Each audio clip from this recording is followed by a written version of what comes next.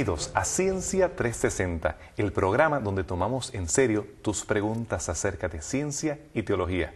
Les habla Efraín Velázquez, arqueólogo y profesor de Biblia Hebrea para el Seminario Adventista Teológico Interamericano. Y hoy vamos a hablar acerca de los suelos. Siempre hemos escuchado acerca de la tierra como tierra, sin darle una definición específica acerca de lo que nosotros nos paramos o nos sostenemos. Pero realmente, ¿qué podemos aprender acerca de su composición? ¿Qué podemos hablar acerca del origen de la misma? ¿Y cómo nosotros podemos entenderla a mayor cabalidad? Para contestar esa pregunta, hemos invitado al ingeniero Max Laracuente. Max, gracias por estar con nosotros. Buenas. Sabes que desde pequeño yo jugaba con tierra, y para mí tierra era tierra.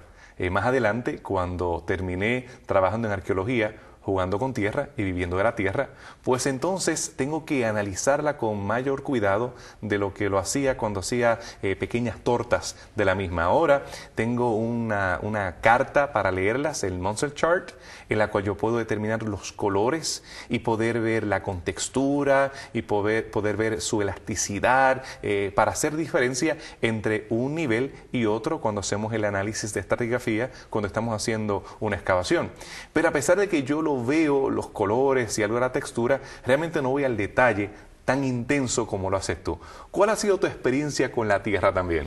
Mira, primeramente que nada, cuando era pequeño, al igual, jugaba con tierra. Mi mamá ya siempre me llamaba la atención porque llegaba con las rodillas sucias, la camisa sucia, pero hoy me dice, sigue jugando con tierra.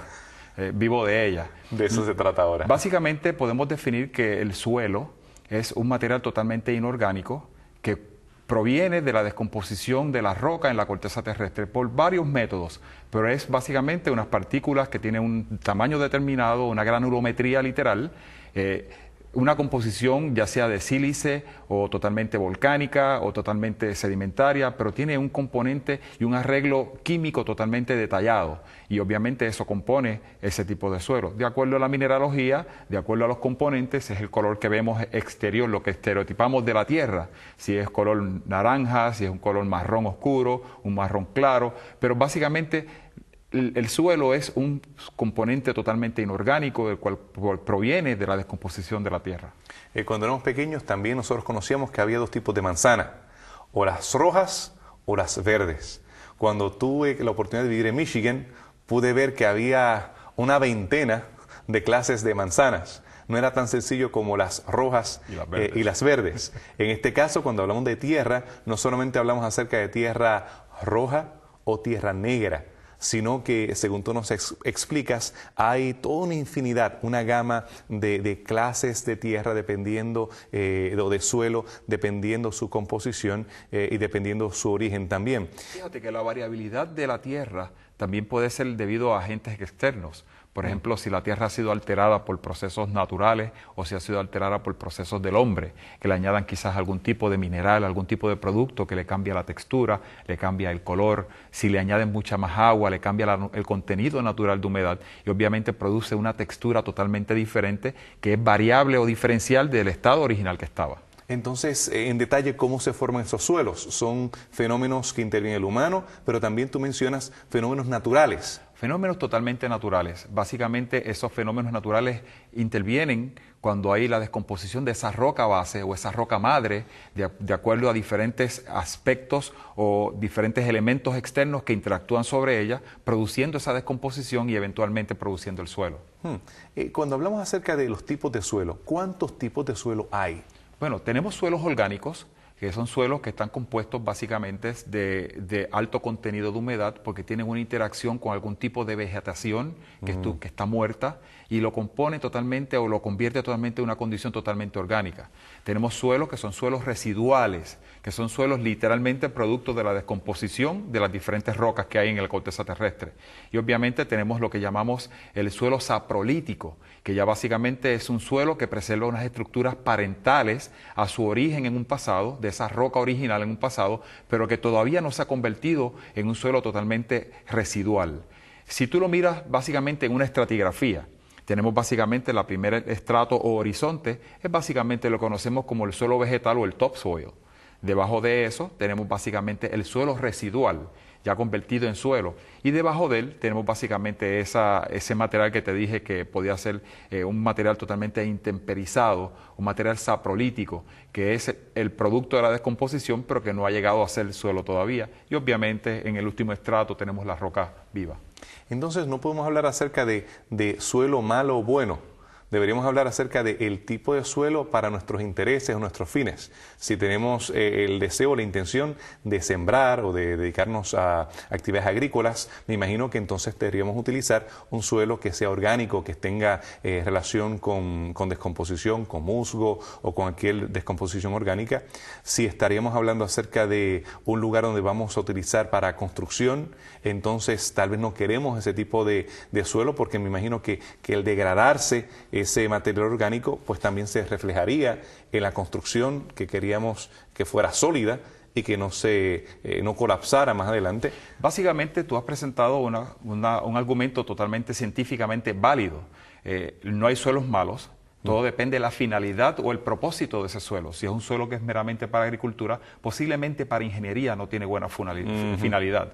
Pero un suelo que es bueno para ingeniería no sirve para agricultura, y un suelo de agricultura no sirve para ingeniería. Fíjate que son dos elementos totalmente diferentes. En un suelo que es para construcción o para ingeniería, nosotros buscamos unas propiedades totalmente mecánicas, propiedades que nos den alto grado de resistencia. Si no las tenemos, lo modificamos para tenerlas y poder construir sobre él. Pero cuando hablamos suelo de agricultura, estamos hablando de suelo que tiene que tener unas propiedades de minerales y de alimentos necesarios para que esa vegetación agrícola pueda ejercer, emerger, pueda salir y obviamente darnos el fruto que nosotros esperamos. Así que tu trabajo es un poquito complicado porque tú dedicas a eso precisamente. Y la gente te va a preguntar, ¿esta tierra es buena o es mala? Y tú tendrás que contestar, ¿buena para qué? Depende. Depende, porque tú eres contratado precisamente para saber si de esa tierra o en ese lugar se puede construir un edificio, o si en ese lugar hay un impacto ambiental o se quiere hacer una sembradía, ya sea de plátanos, ya sea de diferentes otros productos. Así que nuevamente la pregunta sería, ¿el suelo es bueno? ¿Y qué tú contestarías? Todo depende. Y en ese caso tú tienes que hacer pruebas, me imagino, pruebas que determinan la cantidad de elementos que son los que son deseables para ese propósito. Sí, mira, hay una serie de pruebas que se realizan dependiendo de la finalidad, si es meramente agrícola el proceso o es meramente un proceso de construcción, que tú determinas básicamente qué tú tienes, qué tú necesitas y hacia dónde vas. Y esas pruebas básicamente nos dan una guía exacta de las propiedades mecánicas de ese suelo o de las propiedades agrícolas del suelo. Y entonces usted puede determinar y definir exactamente hacia dónde vamos en términos a la clasificación de esos suelos, de acuerdo a su finalidad. Y en este caso me gusta tu optimismo, porque tú me dices que realmente no hay algo que no sea fácil que no sea posible solucionar. En el caso de un suelo que no tiene esas propiedades orgánicas, pues tendrías que entonces traer el compost o traer todo que sea necesario, que en muchos casos es bien costoso para poder hacerlo. En el caso de un suelo que sea altamente orgánico, pues entonces, como te he escuchado decir en el pasado, pues hay que poner fundamentos, hay que meter mucho acero. De que es posible, pero claro, el costo sería increíble en ese caso. Nosotros le llamamos a eso una mejora al suelo o un ground improvement, donde tú diseñas tu estructura basado en las condiciones de suelo y tú mejoras tu suelo para que tu estructura sea sustentable, ¿no? Cuando hablamos de agricultura, pues si tú necesitas un suelo que tiene unas propiedades alcalinas muy altas o muy bajas, de acuerdo al producto que tú vas a sembrar, para poder desarrollarlo, pues entonces tú o mejoras la alcalinidad o bajas la alcalinidad. Tú puedes trabajar, hacer un ground improvement para la finalidad que al final del día tú tienes con ese suelo. Y entiendo que la Biblia te da bastantes oportunidades para ver eso, porque tenemos parábolas que nos hablan acerca de lugares donde hay muchas espinas, donde hay muchas rocas, y lo que se le llama la tierra buena, pero en ese contexto sería tierra buena ¿para qué? ¿Para qué? Es la tierra buena, y es irónico que en ese caso la tierra que es suave, que es como alto material orgánico, es llamada tierra buena, pero en otro momento dado Jesús de Nazaret dice que donde hay rocas es bueno porque es donde edificas. Claro. Así que vemos que el mismo Jesús habló de buen suelo, dos elementos contrarios, depende del contexto. Claro. En una ocasión, el suelo bueno era el suelo que tenía materia orgánico? Mira, cuando se desarrolla la historia bíblica y Jesús presenta este elemento de la composición de los suelos, si son suelos blandos o suelos sabios para construcción, básicamente nos estaba dando ya un pie de amigo al elemento científico moderno para saber exactamente qué suelo es bueno para construir y qué suelo es bueno para agricultura. Muy bien, interesante ver la Biblia a través de los lentes del geólogo. Pero háblame más acerca del intemperismo químico y el mecánico. Mira, cuando ahorita te presenté que para formar suelo hay que obviamente descomponer una roca. Y los dos mecanismos de descomponer una roca para producir ese suelo es básicamente uno, el efecto químico o el efecto mecánico. Cuando hablamos del efecto químico estamos hablando de la lluvia ácida, del factor humano que derrame algún tipo de componente químico que deteriore o degrade esa roca. Obviamente la exposición a los cambios drásticos en temperatura en países donde tú tienes cambios drásticos climáticos, la exposición alta a los rayos del sol durante un periodo matutino y de repente hacer un cambio por una lluvia. Esos efectos son efectos químicos que producen básicamente la descomposición de esa roca. Cuando hablamos de efectos mecánicos, estamos hablando básicamente del factor humano, de que yo utilizo equipo mecánico, equipo pesado, y puedo demoler una montaña y hacerla pedazos, hacerla suelo, hacerla roca, para los propósitos que sean, ya sea construcción, para rellenar lugares de poca elevación o lo que sea. Pero ese proceso es el que se llama mecánico, que es producido por el hombre. Y pues entonces, ¿qué relación tiene el clima con la formación de estos suelos? Mira, el clima tiene juega un papel muy importante en el desarrollo de los suelos. Los lugares, como te dije, donde hay cambios drásticos en temperatura, la roca se va descomponiendo y va llegando a su punto original, a su mineral básico que la compone. Y ese mineral eventualmente, nosotros al escarbar, en el caso de ustedes como arqueólogos, podemos encontrar ese suelo rico en esos minerales. O sea, el clima juega un papel importante, la lluvia ácida, los cambios de temperatura, la erosión, inundación, y no solamente eso. Los vientos, por ejemplo, hacen una transportación de esos sedimentos, de esos suelos, y los depositan de un lugar A hasta un lugar B. Y por eso podemos ir a lugares donde tú puedes encontrar un tipo de suelo que no te guarda relación por el tipo ambiente geológico, de dónde vino este suelo. Pero el clima, la temperatura, el ambiente que nos rodea natural es un elemento importante en la formación de los suelos. Mencionabas hace un momento como algo diferente la roca, presentaste como la madre del suelo. Cuando hablamos del suelo, hablamos acerca de los hijitos, pudiésemos tal vez inferir, y hablas acerca del origen de estos suelos y mencionas la roca como algo diferente. Explícanos un poco más acerca de lo que es la roca. Mira, la roca es básicamente un conglomerado de partículas o minerales totalmente inorgánicos que son los que dan esa masa, ese ground mass que la forma. Por consiguiente, si la roca está llena de cuarzo, feldespatos y micas, en la descomposición los suelos van a estar ricos de cuarzo, feldespatos y micas. La roca es básicamente el origen, es la madre, es la base de los suelos. Así que mencionaste esa roca madre porque tenemos rocas que también son hijas, porque tenemos diferentes tipos de roca. Claro. Tenemos roca que son, en este caso, de una composición integral, las cuales se han ido deteriorando y pues contribuyen para que el suelo se forme. Claro. Pero entiendo que entonces tendremos rocas que son formadas en base al suelo donde ellas estuvieron aninadas, donde crecieron, utilizando esa analogía. Háblanos acerca de estos tipos de roca. Ya sabemos que tú me has ayudado con los conquistadores, con los muchachos, les has explicado de una forma muy detallada y haciendo las colecciones, pero defínenos un poco más acerca de estos tipos de roca. Mira, cuando tú estudias la corteza terrestre, básicamente, antes de tú llegar a la definición de suelo, tienes que entender que son rocas. Ya te dije que es un conglomerado de partículas inorgánicas que componen esa masa general. Pero básicamente tenemos tres tipos de rocas en nuestro sistema. Tenemos las rocas sedimentarias, que son rocas formadas por el cúmulo de sedimentos, que se cementan, se pegan literalmente, produciendo una textura rígida, pero es de origen sedimentario, del cúmulo de muchos sedimentos. Como me dijiste, una roca que se forma por pedazos de otras rocas. Esa es la hija. Esa es la hija. Tenemos la roca volcánica, que es la roca que se forma básicamente debido a las altas temperaturas que derriten la corteza terrestre, producen un magma y eventualmente el enfriamiento de ese chamber produce una roca volcánica. Es una roca volcánica que puede ser compuesta de muchos minerales visibles o puede ser compuesta de minerales bien minúsculos, bien microscópicos, que tú ves casi un grado más completo y no puedes definir el mineral. Y tenemos obviamente las rocas metamórficas. Rocas metamórficas son rocas que se forman por altas temperaturas y presiones en el interior de la Tierra. ¿Okay? Y tú ves esa textura que parece como si fuera un tipo de mármol o un tipo de slime, donde tú ves esa textura, pero es producto de las altas temperaturas y de las presiones que interactúan sobre ella en el proceso de formación. Así que nosotros, cuando hablamos de roca, nuevamente tampoco podemos ser simplistas. Bueno, toma una piedra. ¿Qué clase de piedra?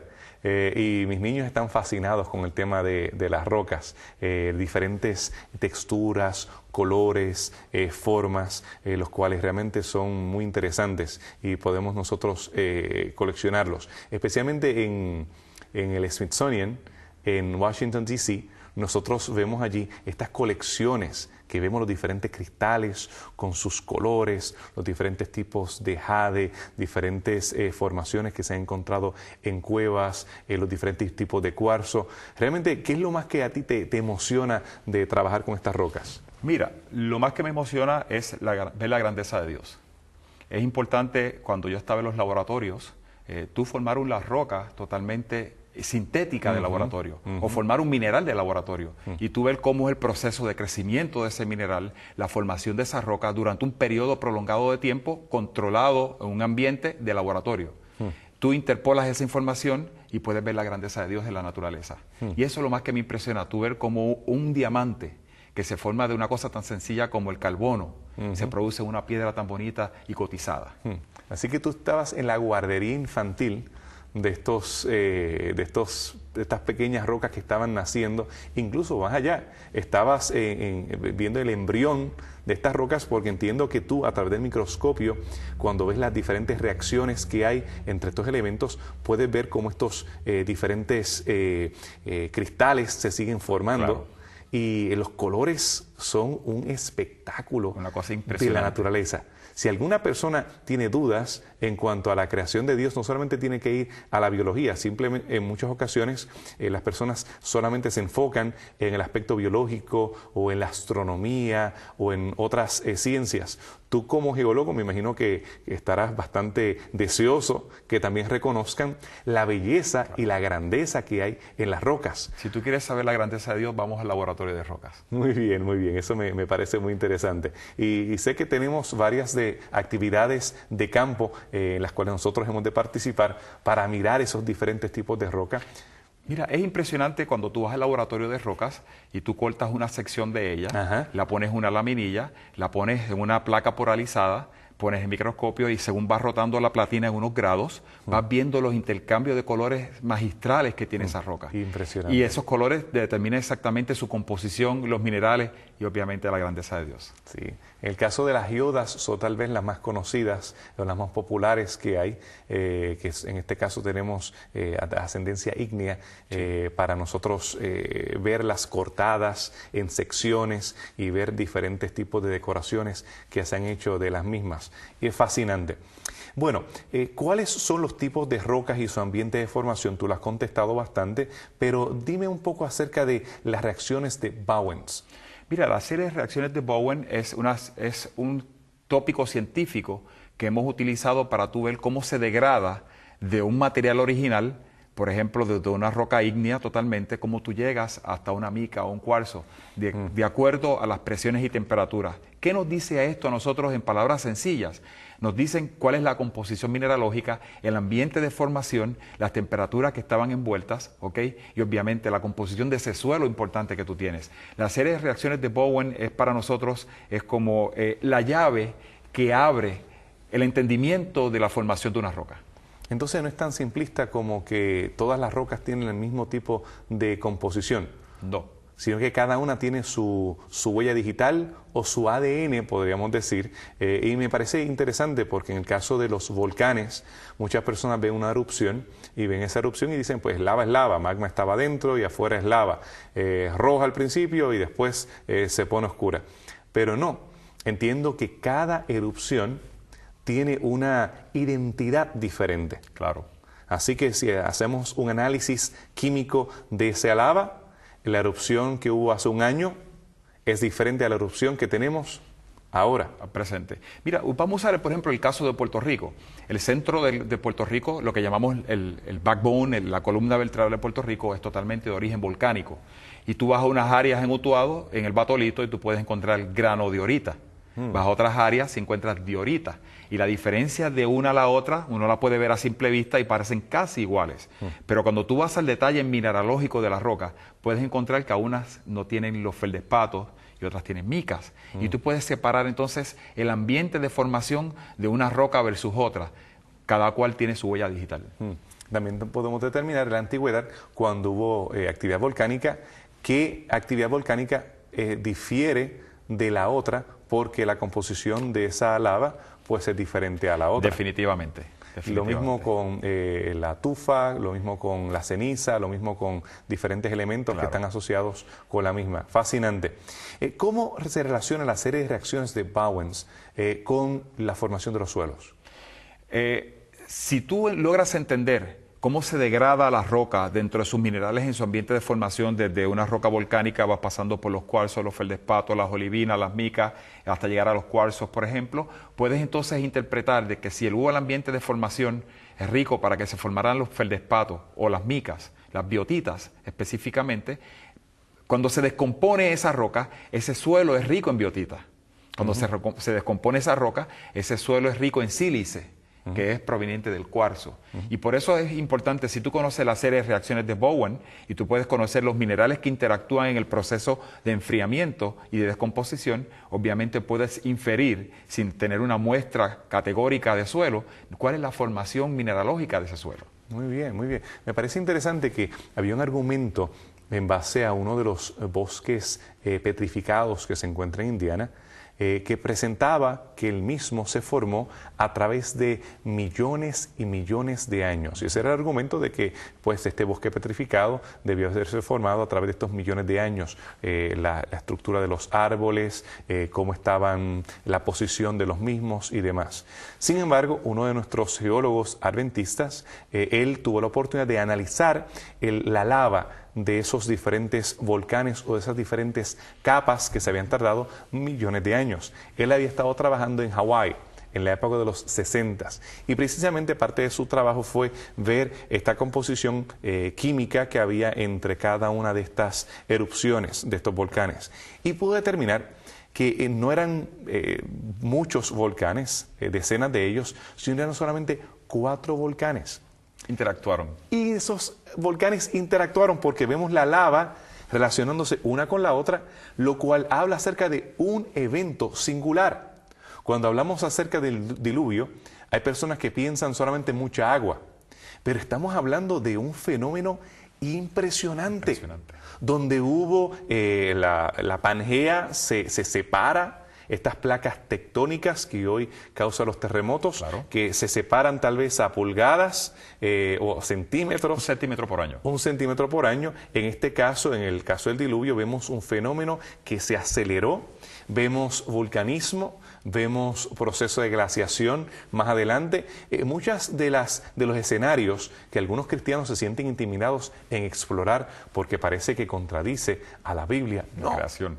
A la creación, no, lejos de hacerlo, tú eres uno de esos valientes que ha dicho yo, en vez de mantenerme en el libreto, yo quisiera ver y analizar en forma de 360, como lo hacemos en este programa, ver qué argumentos tiene la ciencia y qué argumentos tiene la Biblia para realmente entender el origen de la vida y también el origen de lo que no es vida, porque tú te encargas de lo que no es vida.